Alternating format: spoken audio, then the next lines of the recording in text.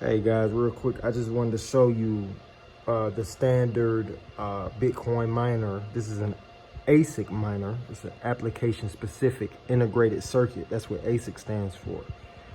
This is a S19JPRO model. That's the model of the ASIC miner. These are built by a company called Bitmain. Now this 104T that you see, that is the hash rate.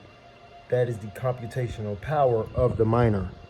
Okay, that's the most important number that you need to be looking at when you look at these miners. How high is the hash rate? How powerful is the hash rate? Not only that, these produce a lot of energy. A standard ASIC miner from Bitmain, this S19JPRO, is about 3,500 watts.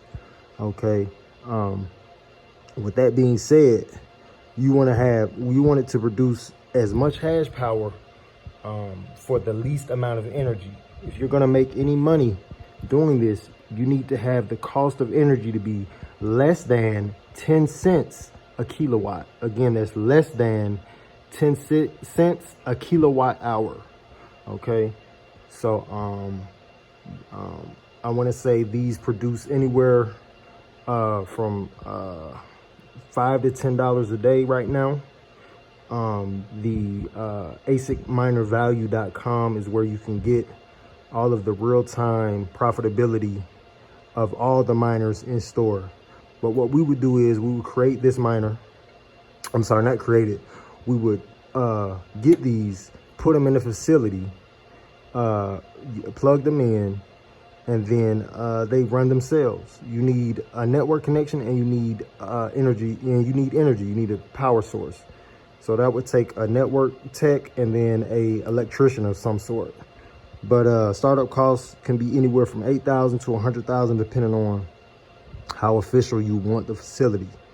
So again, this is just a brief intro into what Bitcoin mining is. This is what secures and verifies the Bitcoin network, and this is the money printer. This is the money printer. So as long as you have somebody managing the site, that's what I would be for. I could actually see and manage and repair the miner. And real quick, just to give you a brief tutorial on the parts of it. These are the fans that keep it cool. On top here, on the very top, will be a control board which communicates with all the different devices of the miner. This right here, connected to the mainframe, is the power supply unit. You call that a PSU. Okay, behind the fan are the hash boards. Okay, and the hash boards are actually what make up that number 104T. There are 3 hash boards, so each of them should add up to about 35T. There are 3 hash boards. Each of them should add up to about 35T. Show you what a hash board looks like. This is what a hash board looks like. Okay. This is what a hash board looks like. You have 3 of these in there. In the miner, you put them in there. And that's actually what is solving the puzzle to verify and secure the transactions, and also to complete the block, which mints new Bitcoin, and you're rewarded with those Bitcoin. Every 10 minutes, there is a new block, and